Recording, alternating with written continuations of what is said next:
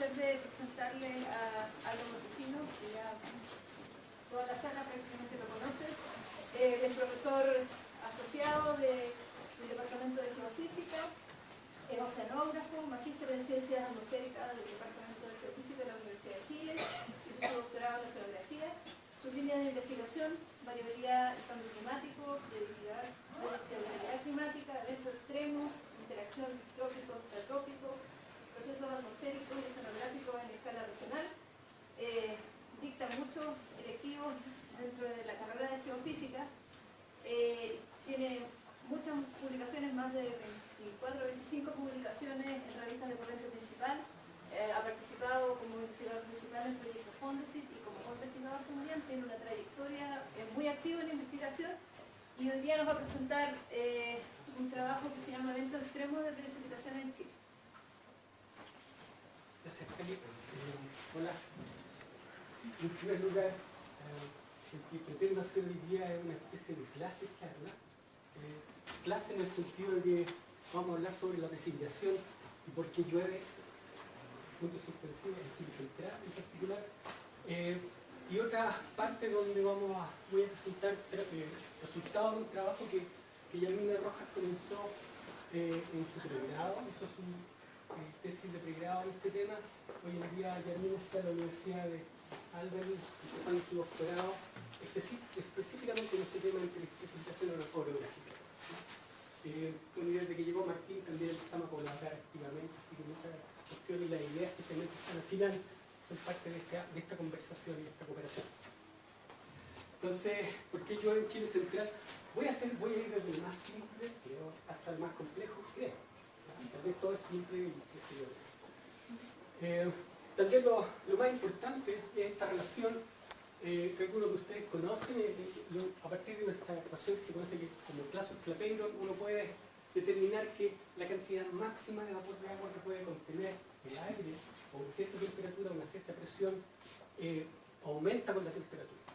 ¿Okay? Efectivamente definida por la temperatura superficial, o sea, la temperatura del aire. Así que a medida que el aire tiene más temperatura, más vapor de agua puede contener. Y adivinen de qué están hechas las gotas que llueven. De vapor de agua que condensó finalmente. Entonces, por ejemplo, el aire que está a 20 grados o a 18 grados Celsius y que tiene una presión parcial de vapor de 20 hectopascales, diríamos que está saturado, tendría una humedad relativa del 100%. La humedad relativa es un parámetro que todos más o menos manejamos, ¿verdad? Cuando está seco, la humedad relativa es baja, cuando está muy húmedo, la relativa es cercana al 100%, cuando está saturado, digamos al 100% y un poquito más. Así que, ¿cuál es una condición en general? ¿Cómo podemos saturar el aire? Saturar significa cómo podemos hacer que llegue al 100% la humedad relativa enfriando. Y las dos posibilidades para enfriar son una, o hay enfriamiento radiativo, o porque hay fricción fría, digamos pérdida de calor en general, o bien porque hay ascenso. Un ascenso implica expansión adiabática y por lo tanto enfriamiento. En el primer caso, la formación, el tipo de nubes que se forman, o el tipo de gotitas son muy pequeñas. Estas son las que forman, generalmente aquí se forman las neblinas, más bien. Y la precipitación en sí no está asociada con las neblinas, aunque las neblinas muy gruesas pueden provocar llovizna, ¿cierto? Sino que toda la precipitación que nosotros podemos observar tiene que ver con el ascenso. Está de alguna manera asociada al ascenso. Ascenso y precipitación, ascenso y formación de gotitas de lluvia. Entonces, digamos que necesitamos aire húmedo y ascenso. ¿Okay? Por supuesto que si pensamos en la microfísica, para que crezcan las gotas necesitamos un poquito más de cositas. Empezamos en el núcleo de condensación, que hay la colisión, o sea, la posibilidad de que haya gotas más grandes, que vayan a medida que vayan bajando, conectando otras gotas y agrandándose de esa manera hasta que finalmente pueden llegar a la superficie. ¿Okay? Pero especialmente siempre, digamos que necesitamos más ascenso. Desde un punto de vista climático, ahora en general, hay dos zonas, hay dos cinturones donde hay un ascenso y un ascenso activo. En la zona ecuatorial, donde hay un ascenso activo, y en la zona de latitudes medias, donde se encuentran dos masas de aire muy distintas. Una masa de aire que viene de las zonas subtropicales, que viene más húmeda, más cálida, que se encuentra con aire que viene desde las zonas más polares, que es más bien fría y por lo tanto seca, con menos cantidad de vapor de agua. ¿Okay? Entonces, desde un punto de vista espacial, diríamos que en las zonas tropicales tenemos vientos del este, esta parte vientos del este, y en todas las latitudes medias tenemos vientos del oeste, y entre medio de este viento del oeste tenemos sucesiones de bajas y altas presiones. Y en relación a las altas presiones, perdón, a las bajas presiones, están lo que ustedes conocen, y me imagino que conocen, que se llaman sistemas frontales. ¿Okay? Aquellos sistemas asociados a los cuales se asocia la precipitación. Y es esa precipitación la que cae acá en Chile. Que seríamos, estamos hablando de esta zona. Esto es una zona frontal por donde sube el aire húmedo y por lo tanto hay formación de lluvias. Muy rápidamente les voy a decir que ¿por qué llueve en Chile central? Tal vez puedo decir, tendría que mirar esto mejor. Esta es una imagen de verano donde estos valores, mientras más celeste, más precipitación, perdón, mientras más rojo, más precipitación en esa escala. Así que en Chile ustedes se pueden dar cuenta que en el norte de Chile prácticamente no llueve, llueve especialmente en las zonas en torno a los 50 grados sur en verano, pero esa zona de precipitación se extiende en invierno hacia el norte. Y por lo tanto nosotros tenemos un ciclo anual de precipitación marcado por el hecho de que acá llueve en invierno, no llueve en verano. ¿Okay? Y eso, ¿de qué depende? Básicamente del movimiento meridional de este anticiclón. Esta zona que no favorece, por supuesto, el ascenso de aire. Todo lo contrario, en esta zona está descendiendo el aire. Así que acá todo ascenso es bloqueado justamente por este descenso de aire. ¿Okay? Entonces, diríamos que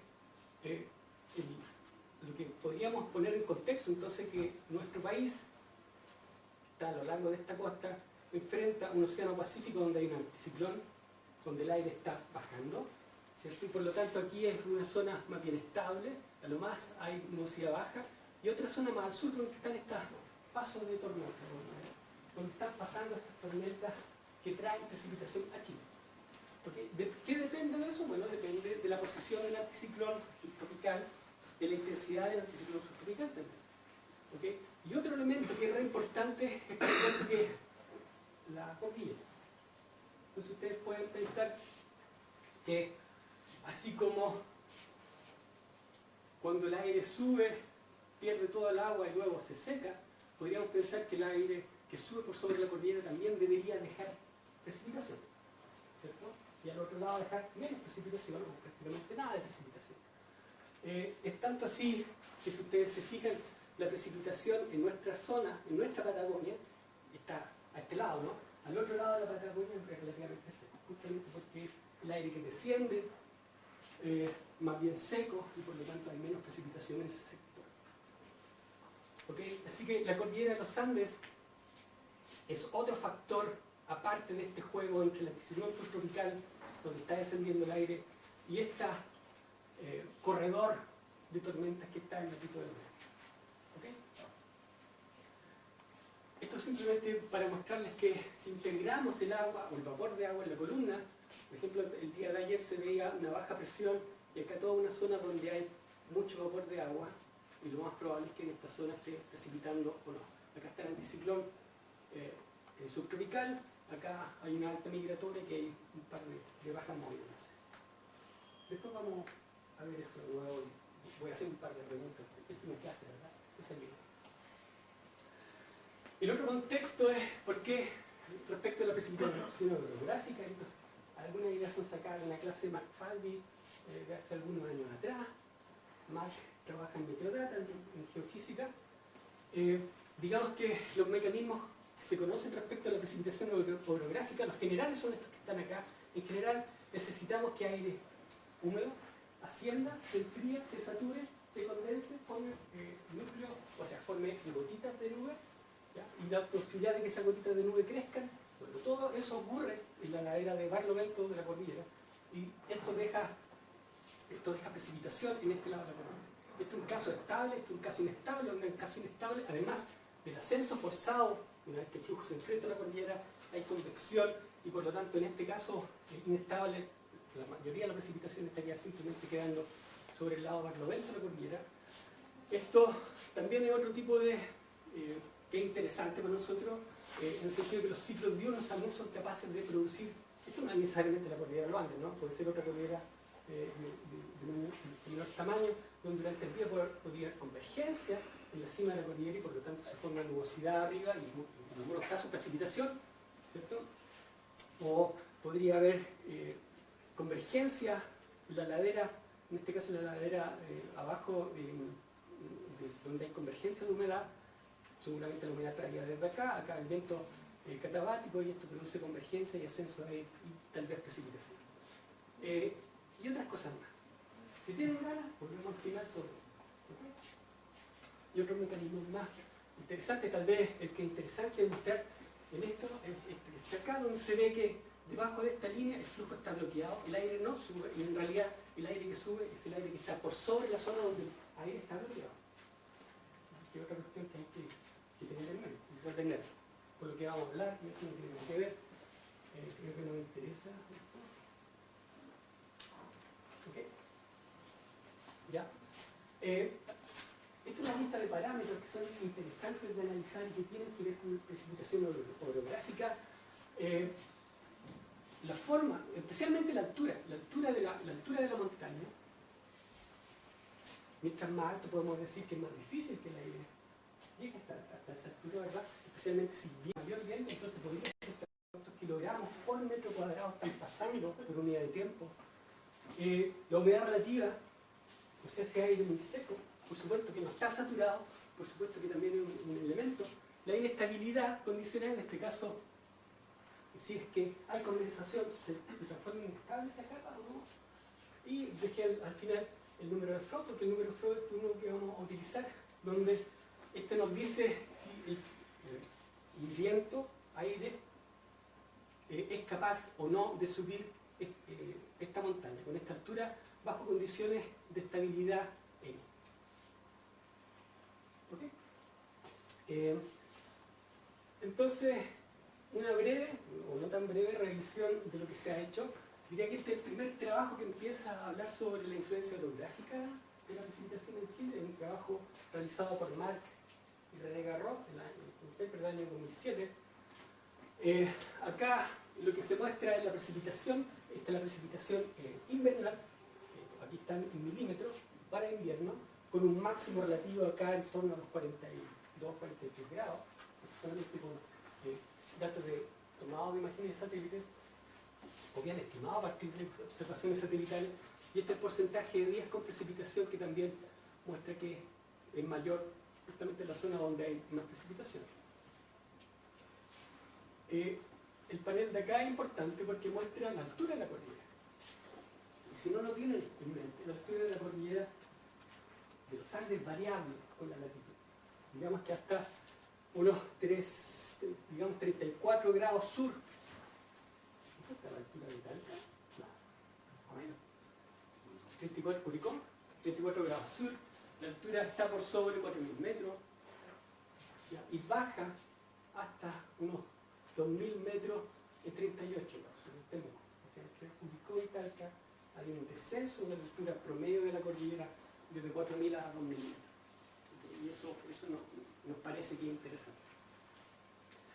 Como resultado de este trabajo, ellos muestran perfiles promedios. Son los perfiles promedios de varios de esos parámetros que les había indicado al principio, donde, bueno, apenas se ve, pero acá hay una franja de un color que pareciera celeste, ¿no? Que muestra donde empieza la franja es el percentil 5%, son valores más bajos, en este caso serían el más alto, ¿no? A los valores negativos del viento zonal, perdón, meridional. Después viene el cuartil, el percentil 25%, 75% y 95%. ¿Ya?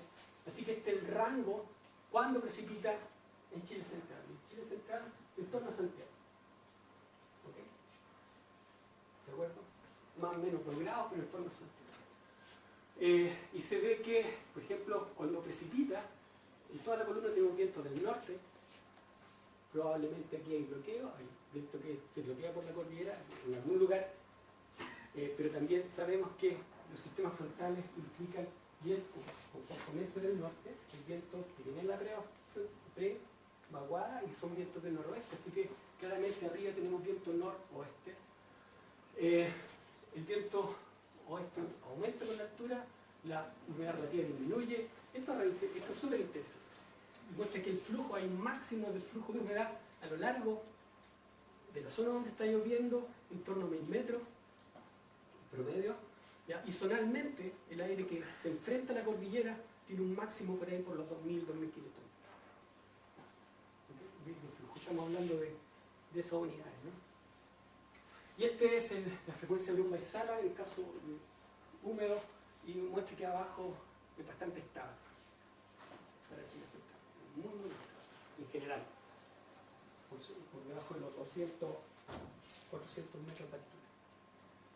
Ya, este es más interesante todavía porque muestra correlaciones, entonces, este índice de precipitación que ellos utilizaron y estos parámetros de la precipitación hidrográfica que muestra que, por ejemplo, en términos de los flujos tienen un coeficiente o bondad de ajuste del orden del 45%, o sea, esa serie de tiempo de precipitación se correlaciona casi 0,60 y algo con 0,67 creo, con el viento o el flujo zonal del viento y el flujo meridional del viento a esa altura. Acá ellos pesaron, de alguna manera, pesaron el flujo por la humedad relativa y inventaron este delta FU, donde incluso la varianza explicada o la varianza compartida en realidad aumenta al 50%. Pero estamos diciendo entonces que la precipitación, incluso en la zona de los valles, depende de cómo el viento en altura. Estamos diciendo que si el viento en altura o el flujo de humedad disminuye o aumenta, también nos va a disminuir y aumentar la precipitación abajo. ¿Verdad? Eso estamos diciendo, eso es lo que dice esta figura. Otro trabajo que es re interesante es que hace el Brad Barrett el año 2009 junto a René y a Mark. Y traje lo más interesante con mi gusto. Este es un solo caso de precipitación que ellos analizaron y muestran, por ejemplo, en este caso, que hay entre el, no sé por qué se sale arriba, pero que entre el 25 al 30 de mayo, no recuerdo qué año, la precipitación, esto es cercano a la zona costera, la precipitación se mantiene en un rango de latitud por casi un día. Es una zona donde la precipitación se mantiene a pesar que el sistema frontal está pasando desde el mar hacia el lado argentino. ¿Okay? De alguna manera persiste esa anomalía. Otra cosa que es interesante en esta figura es que la precipitación en 33 grados sur, por ejemplo, la precipitación empieza a notarse en 70 grados, esto es ya en altura, ¿no? Esto sobre la cordillera, empieza a notarse bastantes días antes que se note en Santiago. En Santiago podría estar por acá, digo. O sea, la precipitación comienza cuando hay un sistema frontal, donde primero se siente en la zona de la cordillera. Luego se empieza a sentir en la superficie. ¿Okay? Así que un esquema de lo que propone Brad en ese trabajo es que, bueno, de alguna manera este viento de barrera, no lo dije, pero este viento de barrera que aparece en esta figura que está acá, estos son vientos, la componente norte-sur del viento que muestra que justamente en el momento en que la precipitación persiste en un rango de latitudes, tenemos viento del norte. ¿Ya? Así que la idea es que, bueno, este viento de barrera, que se produce por el bloqueo además, ¿verdad? Retiene el sistema frontal durante algunas horas, el suficiente tiempo para que deje más precipitación en este rango de latitud. ¿Okay? Otro trabajo que ya no está hecho por chilenos, sino que está hecho por Maxi Viale.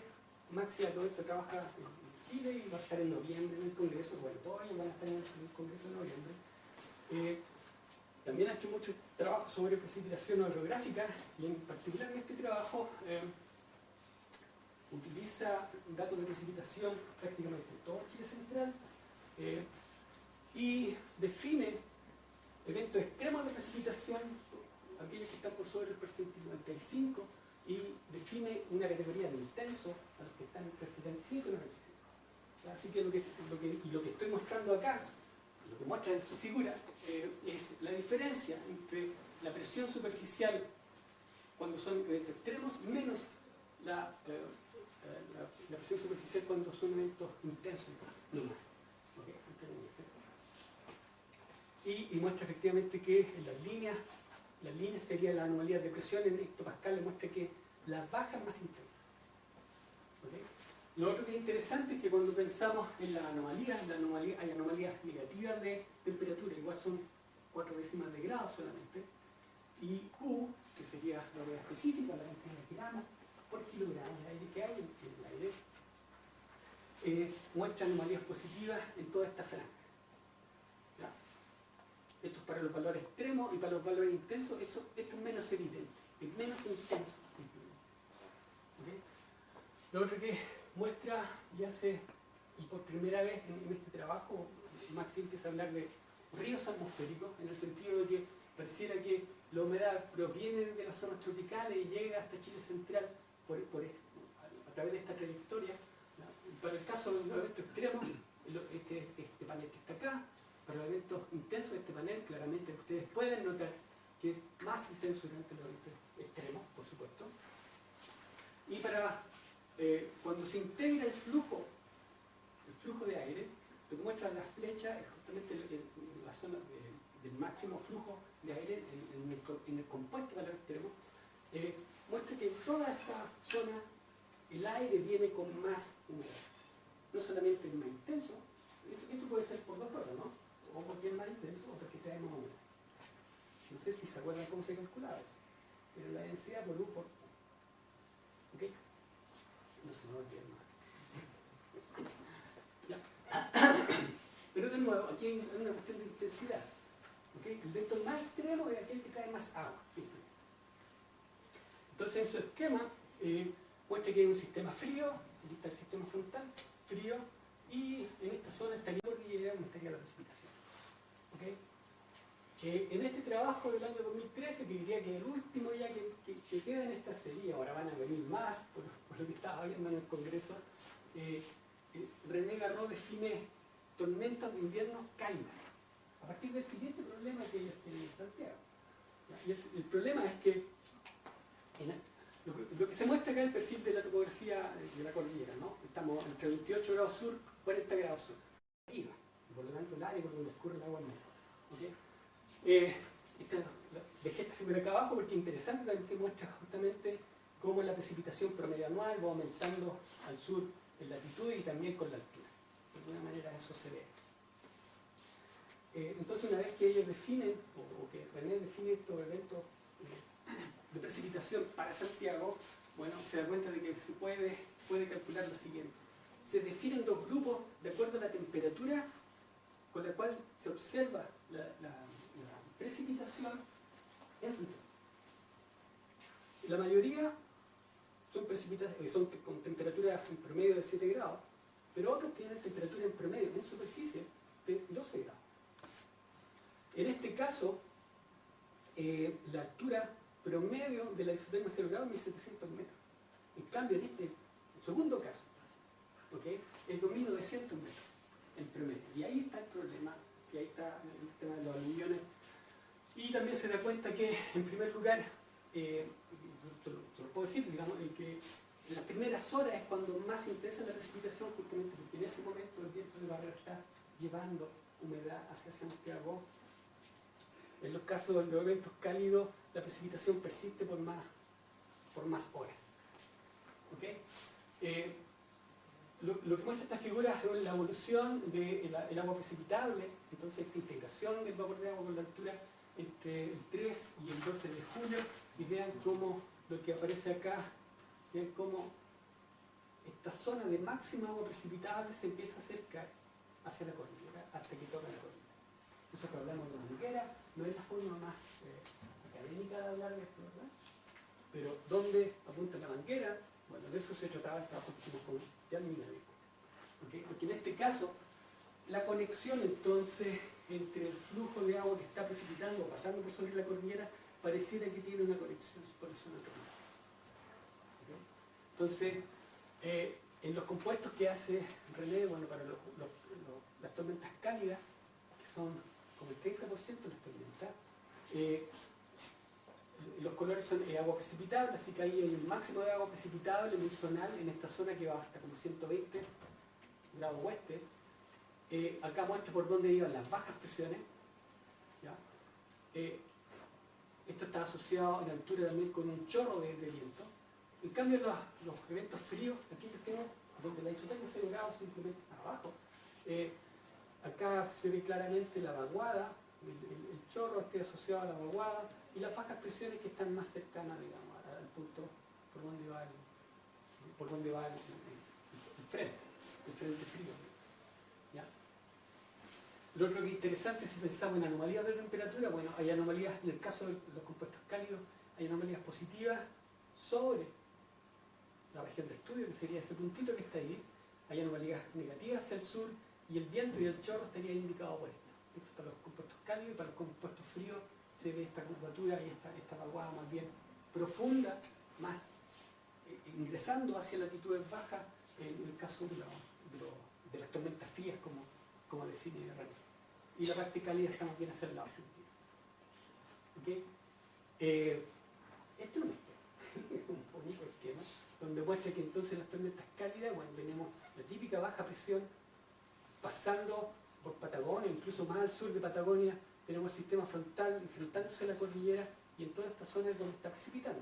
Y hay algo de advección de humedad del Pacífico, pero esto se incrementa en el caso de las tormentas cálidas y no solamente aire más frío, más húmedo, sino que más cálido, lo que hace efectivamente subir la isotermia a 0 grados y lo que produce que hay una mayor área en la cual está precipitando.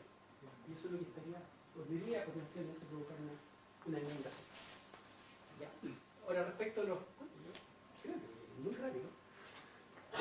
Respecto de nuestros resultados.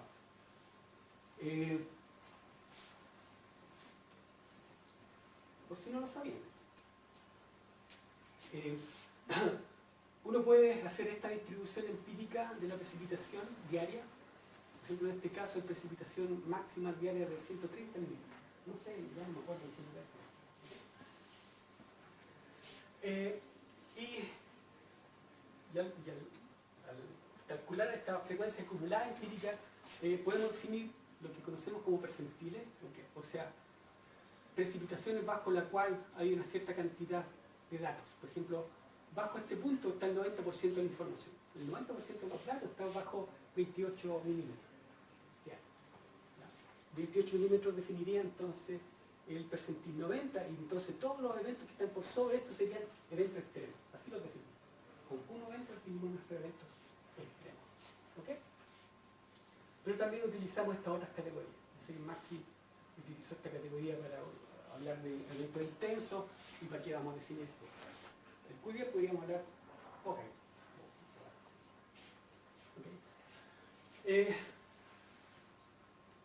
A ver, ¿cuál es el tema? En el panel de la izquierda se ve la precipitación anual. Y ustedes leen cualquier libro de climatología, lo que nos va a mostrar es que la precipitación anual aumenta hacia el sur, ¿cierto?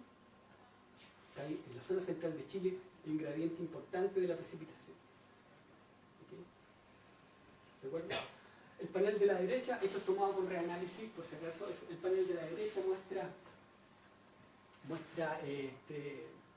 el número de días, el porcentaje donde está precipitando. Esto es un reanálisis, así que sobre el océano nosotros sabemos que estos reanálisis tienden a tener más rutina, reales, por eso los porcentajes son tan altos. Pero nos dan la misma idea de que en el fondo hay un gradiente, o sea, hacia el sur llueve más, hay más días con precipitación. El punto es que cuando simplemente mostramos cuál es el mapa de los eventos extremos, o sea, el valor de la precipitación individual más alta por grilla de este reanálisis, no está al sur, bueno, aquí también hay, pero especialmente está entre 34 y 37 grados.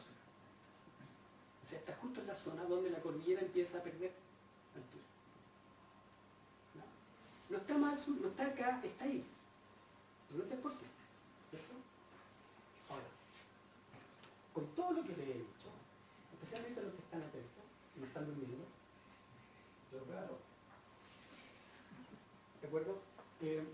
especialmente a los que están atentos, podríamos ya decir algo sobre por qué precipitan más en esa región. Creo. No lo estoy interrogando, ¿no? La idea es que yo les voy a decir, pues voy a tratar, digamos, de preguntarles por qué. Lo primero que nos dimos cuenta es que, indistintamente de la estación del año, siempre en ese lugar está el máximo de la precipitación, el máximo diario, absoluto. Y de hecho es una estación, la estación Almerillo. La estación Almerillo está solo a 500 metros de altura, no es muy alta. Suponemos que si tuviéramos estaciones más altas podríamos notar el máximo, realmente absoluto, pero de las estaciones que tenemos, en Almerillo es donde precipita de manera diaria los eventos más extremos. Eso me parece que era sobre 80 milímetros. El Q90 es 80 milímetros. ¿Okay? Y ahora, esta no dependencia con la estacionalidad, porque podríamos pensar que en verano estaría en otro lado, ¿no? Nos hace suponer que, bueno, que sigue siendo precipitación orográfica, asociada a la orografía, ¿no? Es precipitación que se produce porque hay un incremento orográfico de la precipitación asociada a un evento con un sistema frontal. ¿Okay? Eso es lo primero. Acá, tremendo trabajo utilizar todas las estaciones de la Dirección General de Agua y simplemente tomamos Armerillo con sus 80 milímetros y todas las precipitaciones Q90 de todas las otras estaciones las dividimos por el Q90 de Armerillo. Por lo tanto, aquí tenemos porcentaje respecto de Almerillo. Y la zona donde está el 70% siempre está en esta zona, en torno a Almerillo, por supuesto. ¿Cierto? Tanto en los datos, observaciones, como en nuestro reanálisis. ¿Ok? Consistente. Si pensamos en probabilidad condicional, o sea, ¿cuándo en Almerillo hay Q90? El mismo día. ¿Dónde hay Q90? Bueno, en la cordillera y hacia el sur de Almerillo. Almerillo está en ese punto que está ahí. ¿Okay? Esta es la zona donde simultáneamente también hay eventos de precipitación máxima. Bien. ¿Okay? Otra forma de mirar esta cuestión es la siguiente. Como tenemos tantos datos, cada punto representa en colores en la latitud, ¿cierto? Y acá hacemos la distinción entre estaciones que tienen alturas por sobre 400 metros, están situadas por sobre 400 metros, están por debajo de 400 metros. ¿Ya? Y entonces la relación que hay entre días de precipitación y la precipitación anual es lineal, obvio que es lineal. Si mientras más días tengo con lluvia, la precipitación anual va a ser mayor. No hay ninguna sorpresa en eso, ¿verdad? La única sorpresa es que es más intenso, porque la pendiente de esta curva me habla de la intensidad promedio, que es más intenso en aquellas estaciones que son más altas. Justamente por el incremento orográfico de la precipitación. ¿Okay? Y lo otro que muestra esta otra figura, donde están los días con lluvia, el número de días, ¿de acuerdo? Acá se pone el Q90. Y claramente el Q90 está en medio. Y si ustedes se fijan bien, en realidad el número de días de precipitación, estamos hablando de la latitud, pues, así que la zona donde precipita, que son, en general son estaciones que están sobre 400 metros, tienen el efecto orográfico, está entre 34 y 37 grados. ¿Ya? Lo que muestra esto son perfiles compuestos. O sea, si yo tomo un compuesto, si yo tomo un perfil de, por ejemplo, en este caso del flujo de agua este-oeste, ¿okay? Y hago el perfil para aquellos días Q90, es esta línea negra que está acá. Y es positivo. Son valores aproximados, muy cercanos a los que mostraba Mark en el año 2007, hace 10 años atrás.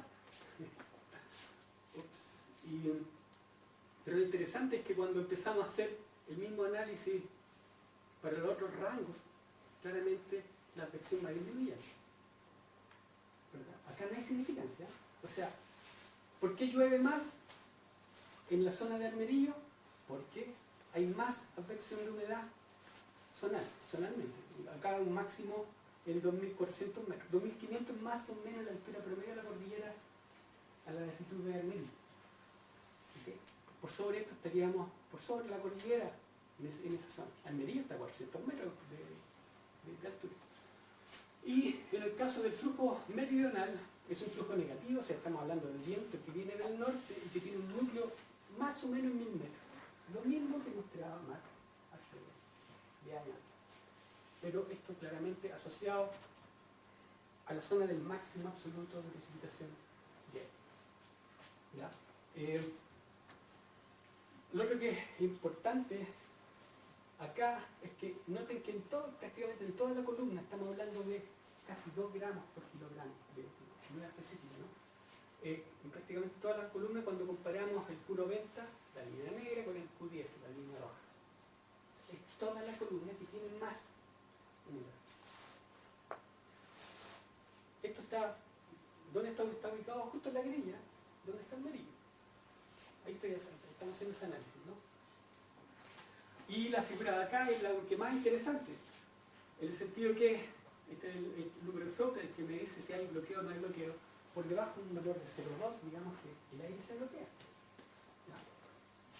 Y por sobre 0,2 el aire no se bloquea, es capaz de subir la cordillera. Entonces, cuando hay eventos extremos, el flujo se bloquea por debajo de 1.000 metros. Pero por sobre 1.000 metros todo ese aire está subiendo por esa cordillera. ¿Ok? Cuando en los eventos de poca precipitación está bloqueado prácticamente toda la cordillera. Significa que no puede subir la cordillera. ¿Ya? Digamos que acá se inhibe la precipitación orográfica, acá aumenta la precipitación orográfica porque está menos bloqueado el flujo de aire. Respecto de la altura de la isoterma 0 grados, esto realmente, ¿no? Fíjense que para el caso del Q10, aquellas cuando llueve poco, la altura de la isoterma 0 grados está a 3.500 metros. Está bien arriba por sobre la cordillera, en ese lugar. Acá esos signos más significa el rango intercuartil, por si acaso. Al único que le agregué el 95% y el 5% es al Q90. Y Q90 está en torno a un poquito más arriba de 2.000 metros. No podríamos hablar ¿qué creen ustedes? Según yo, esta no es una tormenta cálida. Esta es una tormenta fría, común y corriente. Una vulgar tormenta fría. ¿No? Lo otro que podemos ver en este campo, bueno, aquí algo se ve de Chile, ¿cierto? Esto está a 600 metros, 1.600 metros y 2.600 metros. Estos son diferencias. Q90, Q75 no. Extremos menos intensos, como diría el máximo diario. En todos los colores muestra anomalías o la diferencia en gramos por kilogramo de humedad específica. Así que toda la columna está más húmeda. Lo que habíamos visto, pero en este caso vemos que el patrón espacial muestra esta lengua que viene desde el noroeste y que está pegando en esta zona. ¿Okay? Y este es el viento de Q90, simplemente, que pareciera converger o confluir, más bien dicho, a esta zona. Estas son otras ideas. Respecto de la temperatura, fíjense que tiene anomalías de 1 grado Celsius, o la anomalía de 1 grado Celsius solamente en superficie, a 600 metros. Hacia arriba no es tan obvio. Esto en conjunto con la altura de la isotermia, y como haría la isotermia 0 grados Celsius, la altura, ¿no? Muestra que claramente no es un evento cálido. No es una tormenta cálida. ¿Okay? Y respecto al número Frost, bueno, el número Frost es más positivo o más inestable, digamos, así que el flujo pasa por la cordillera prácticamente en todos lados. Esta es una diferencia, ¿no? Si tenemos que mostrar el valor absoluto. Ya, respecto del compuesto de la circulación, las líneas negras muestran superficie, la presión en superficie, en azul está en 500 hectopascales y los colores son agua precipitable, integrada en la columna, ¿no? Muestra de que aquí, bueno, está esa lengua que nosotros vemos y que algunos podemos llamar río atmosférico. Pero está este anticiclón en esta zona en superficie y es interesante porque esta es una zona donde también se dice en el paper, se sugiere en el paper de René, de que en esta zona, entonces, esta advección sería una advección fría, la que estaría aumentando entonces la intensidad del viento en esta zona. ¿Cómo se puede ver eso de otra manera? Se puede ver como un aumento justamente en esa zona del viento térmico. El viento térmico aumenta en esta región, en esta zona. ¿Okay? Acá teníamos problemas con el tamaño de las flechas, me acuerdo, pero va en esa dirección. ¿Ya? Respecto de anomalías de compuestos de anomalías de agua precipitable, los máximos están, por supuesto que están sobre la zona del máximo, ¿no? Aquí hay 4, 5, incluso 6, estos son kilogramos por metro cuadrado de agua, o si quieren milímetros. Pero fíjense que aquí la conexión no es obvia, digamos, con la zona tropical. Y por eso ponemos esa barrerita aquí. No es tan obvio finalmente. Así como no es tan obvio acá, porque si hubiera una conexión realmente única y constante, deberíamos también notar de que toda esta zona el viento térmico debería estar aumentando. El viento aumenta justamente porque aumenta la baroclinicidad, aumenta la diferencia de temperatura entre estas dos regiones. Y lo que se ve acá como líneas blancas son anomalías de temperatura. Al parecer sí es la advección fría en esta zona la que está provocando el aumento de la baroclinicidad, el aumento del viento en esta zona y el aumento de la advección de aire húmedo hacia la cordillera. Esto es un intento de mostrar simplemente dónde está la posición del máximo agua precipitable para los 280 casos que nosotros analizamos, y en color, este color indica de que en esta zona, acá es siempre uno, porque partimos la búsqueda así, ¿no? Hacia afuera.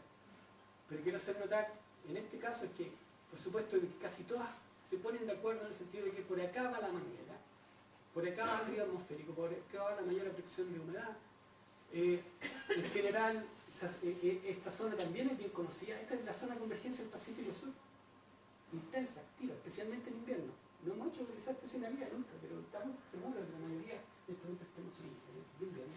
Pero acá entre medio, estamos hablando de 120, 110 grados oeste, es súper variable. ¿Ya? Como conclusiones, entonces lo primero que vamos a decir es que corresponde a eventos fríos, intensos, muy intensos. Todas las características que uno vea que son intensos. En primer lugar, hay un incremento orográfico importante. Eso es típico para toda la cordillera, pero especialmente para la zona donde está el Merillo, en 36 grados. Los vientos de barrera se mantienen por debajo de 1000 metros. Los flujos de agua están especialmente intensos por sobre estos 1000 metros. Toda la columna viene con más humedad. ¿Ya? Hay anomalías positivas de temperatura abajo, no es obvio hacia arriba, como en el caso de una tormenta cálida, así que también podemos decir de que no es una tormenta cálida, no se trata de una tormenta cálida. Y lo último es que siempre va a ser tentador, esa es la palabra que andaba buscando, siempre va a ser tentador buscar relacionar estas tormentas con ríos atmosféricos, pero no es tan obvio, a esta altura del trabajo no nos parece tan obvio que tenga relación con estos ríos atmosféricos, o habría que definirlo mejor. Yo sé que en el Congreso de noviembre van a haber por lo menos un par de trabajos que se van a enfocar sobre el análisis de ríos atmosféricos. ¿Ya? Y por último, bueno, esta es la situación de hoy, a las 12 horas locales. Si todo lo que escucharon tiene sentido, ¿okay? De alguna manera podríamos hacer el análisis de lo que está pasando. De alguna manera podríamos decir si va a haber un evento extremo de precipitación en la zona del máximo, la zona donde disminuye la cordillera de altura. ¿Qué se ve? Se ve esta alta presión, esto es casi 120, porque cuando contamos aquí nos ven, aquí hay 100, 120, no, esto es 140. No está, la zona de 120 es esta zona que está acá. La zona de 140, si fijan, esto está aumentando la baroclinicidad en esta zona. Este viento está a 700 hectopascales, casi a 3000 metros en promedio. El viento se está intensificando en esta región. Creemos que justamente porque regionalmente está aumentando la baroclinicidad por la presión. ¿Okay? Y pareciera que acá es muy zonal esto, ¿no? por acá la baja presión, a la cual está asociado a este sistema frontal, que está apareciendo, siendo potenciado por este río atmosférico. O sea, al final de una charla como la de ahora, yo debería ser capaz de decirle esto es una tormenta cálida o fría, ¿verdad? Con este elemento no lo puedo decir. Así que no puedo concluir todavía nuestro trabajo, no podemos concluir. ¿Okay? ¿Va a llover hoy día? Sí, sí va a llover hoy día. Pero mañana no tengo ni idea. ¿Okay? Muchas gracias.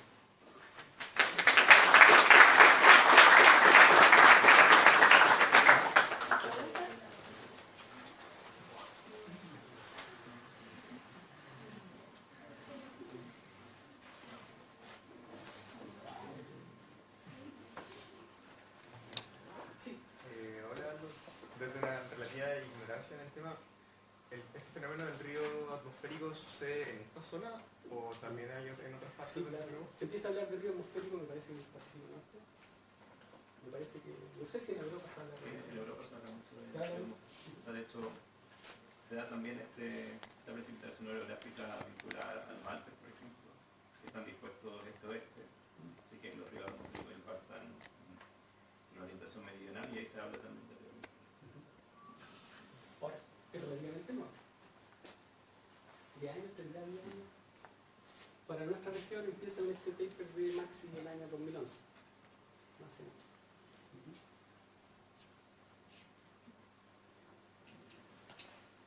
Ando una consulta, quizás me perdí en el método en algún momento, pero nunca hablé del método. O sea, no, pero a otra escala. Cuando hablaste de eventos de extremos de precipitación, siempre hablaste de milímetros de agua caída. Desde mi ignorancia, hay zonas donde uno siempre espera que haya menos agua caída, por lo cual un evento extremo no hace ¿Tiene otro valor? con el valor absoluto. Sí, claro. De hecho, este mapa muestra eso. Este mapa muestra el Q90. El Q90 en esta región, fíjate que son 20 milímetros. En Copiapó, bueno, no está Copiapó, habríamos dado cuenta que faltaba esta análisis.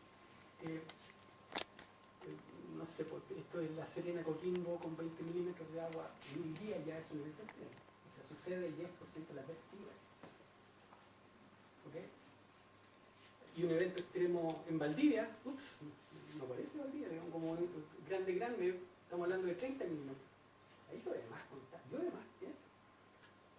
Pero claramente el evento extremo es una cuestión orográfica. Se asocia a la cordillera. Incluso más hacia el sur se puede notar, ¿no? Pero acá, por algo nos sucede más arriba, por algo nos sucede en esta zona donde claramente aquí el bloqueo es muy importante. La cordillera es más alta. Si alguien quisiera hacer una tesis sobre esto y jugar con Word, bueno, podemos conversar. Con Martín le invitamos a un café y conversar. Pero hay alguna idea de tratar de efectivamente determinar si es esta disminución de la cordillera la que determina la posición del máximo. Porque esta es la posición del máximo absoluto. ¿Hay algún indicador atmosférico que permita linkearlo con los aluviones? O sea, que se use de forma operativa, por ejemplo. Actualmente sí, claro. Digamos que tiene que ver con esto, ¿no? O sea, bueno, ellos tienen radiosondas. Nosotros no tenemos radiosondas. Necesita radiosondas. O si no, creerles totalmente al modelo, al reanálisis. Porque va a depender en qué posición está la isoterma 0 grados, cuando está lloviendo, si vas a tener aluviones o no vas a tener aluviones.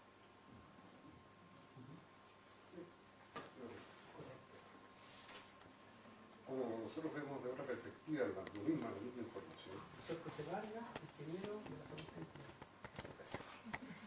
de Y trabajar conmigo en temas similares. ¿No? Nosotros tenemos los mismos datos, la perspectiva. Hay un tema, ese trabajo de René Garros, que es que ese viento es el que produjo las máximas crecidas. Ese, el de mayo. No, el del 2006. Ya, el 11 de julio. 11 de julio. La máxima crecida del Biobío histórica, en 80 años medido, es el 12 de julio del 2006. Y 12 Entonces, de ese julio, río mira, atmosférico- 12 de julio estamos acá, ¿no? Claro. Con el río atmosférico. Yo creo que ese es un dato absolutamente interesante porque fue una lluvia como de 240 milímetros medido aquí abajo en 2 días. Acá abajo. Por lo tanto, casi toda la cuenca llovió. Entonces el río se expandió. Me refiero que además de, porque aquí quedó la escoba, quedó la guitarra, pero como el Biobío, yo creo que en la memoria colectiva está el recuerdo de todo lo que ocurrió ese día, el 12 de julio, 11, 12 y 13 de julio. Quedó en todas partes. Entonces, tú puedes decir, yo sé que esto es difícil decir, ese evento, ¿en qué, de acuerdo al cálculo que tiene, qué probabilidad tiene? Desde el punto de vista de la precipitación. Porque yo te puedo decir que desde el punto de vista del caudal, en el río Biobío, más o menos es una recurrencia de 80 años, que puede cambiar. O sea, son cuestiones. Precipitaciones diarias de 100 milímetros. 240 milímetros más o menos fue, o 220 Pero en sí, 2 sí, días. por 140 y 100 creo que fue. Eso. Es un evento muy extremo. Estamos hablando de percentiles sobre 95. Son muy extremos, no lo sé. La verdad. Ahora, si quisiéramos sacar alguna lección de lo que hemos estado mirando ahora, es el mismo evento. Es un evento cálido para Chile Central, pero no me queda tan claro que sea un evento cálido para nuestra región. O bien es un evento, aunque sea cálido, no importa, porque la cordillera acá es más baja. ¿Ya? Y finalmente, porque el aire está más inestable o menos estable, todo el aire húmedo va simplemente a subir por toda esa cordillera y va a ir aumentando la precipitación en el área que sube. Ahí no creo que en el caso nuestro haya aumentado el área, el cual va a precipitar agua líquida, como sí pasa en el caso de Santiago. Yo recuerdo que eso lo estudiamos con algún detalle en su momento, en 2007. Como podías tener muchos datos al mismo tiempo, y una de las pocas veces que está lloviendo en toda la ruta. O sea, está lloviendo en Lonquimay, está lloviendo acá, completo. Cosa que es inusual en el Biobío, porque usualmente el río creció y el punto máximo donde el Biobío pasa frente a Concepción con mayor caudal, ahí sol. De hecho, el 12 de julio a las 12:30, que el máximo caudal había un sol, no esplendoroso, pero sol. Y el río venía en un tiempo. O sea, perdón, por eso mi duda. ¿Esto es cálido o porque me quedé confundido? ¿Es Bueno, cálido sería o...? interesante, porque si alguien tiene otra tesis, porque puede ser cálido para tal vez estamos hablando de eso, digamos, no es cálido para nuestra zona, pero sí es cálido para una zona donde hay un bloqueo, qué sé yo, ¿no? Por cierto, mira, el rango,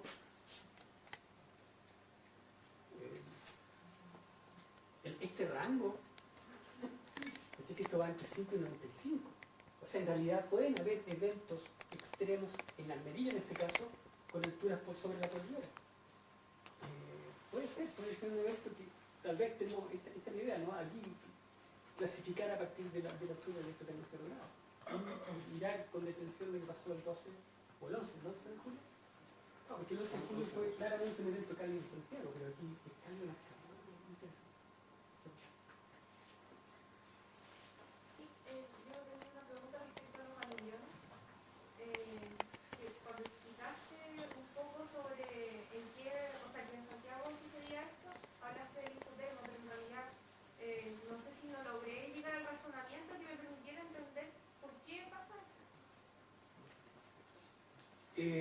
Lo que muestra esto, mira, lo que muestra esta línea en el área que está por sobre una cierta altura. Acá está la latitud, ¿verdad? En Santiago estamos viendo que por sobre 2.000 metros el 15%, hay un incremento del 15% del área. Por sobre 3.000 metros el incremento es como del 7%. El punto es dónde está la isotermo 0 grados, porque eso va a determinar que por debajo de esa isotermo está precipitando agua líquida, o por encima de esa isotermo está precipitando agua sólida. El escurrimiento es instantáneo, por supuesto, cuando está precipitando agua líquida, pero cuando precipita agua sólida, lo más probable es que esa nieve quede acumulada en la cordillera hasta que se derrita por otra razón. Los ríos tienen, dice el profesor, los ríos tienen que ver con el área donde está precipitando agua líquida y por lo tanto toda esa área de agua que está precipitando ahí concurre hacia la cuenca, hacia la parte más baja de la cuenca, llenando los ríos. Así que mientras más grande el área, más caudal vas a tener en un río. Entonces, en este caso estamos hablando de siquiera ríos que tengan mucha agua, simplemente el agua baja por lugares donde en algún momento no había río, no, pero baja. Y baja arrastrando todo lo que tenga que arrastrar. Y llevándose todo lo que... El aluvión de Copiapó un poco lo mismo, ¿no? El agua bajó por lo que tenía que bajar, ¿no? En esa cuenca donde en un momento inesperado, no era esperado, pero en un momento se precipita agua líquida, la cuenca hace que el río confluya por el centro de esa cuenca. La más baja esa cuenca. ¿Ya? Así que esa es la relación. Mientras más arriba la isoterma, tú vas a aumentar el área el cual está captando agua líquida y por lo tanto el caudal va a aumentar. ¿Ya? Y si no es un caudal, eso va a llevar a implicar ¿cómo se dice? ¿Dolor? Llevándose todo lo que tenga que llevar. Sí. Lo que no me quedó claro era el por qué subía o bajaba la isoterma. Viste algo como que venían como adversão de temperatura del trópico y eso si suba o baja. Es una pregunta interesante, porque si ¿cuál es la característica del río atmosférico, lo cálido del río atmosférico? Yo no sé. La verdad es que no sé, es una pregunta clave para determinar la diferencia. Por eso creo que si queremos continuar con esta investigación y tener resultados publicables, yo creo que tenemos que empezar a mirar esto con detención. ¿Cuándo podemos hacer esa distinción entonces entre aire cálido y húmedo y aire frío y húmedo? Ahora sí que es la última. Respecto a la figura de las imágenes de la manguera atmosférica, Sí, a mí me da la impresión que al menos esa manguera, eso. si toma como el camino donde tenga la menor altura, donde pueda pasar. ¿Es correcto eso? Entonces, sí, llegando a la cordillera, Sí, simplemente si puede subir la subida.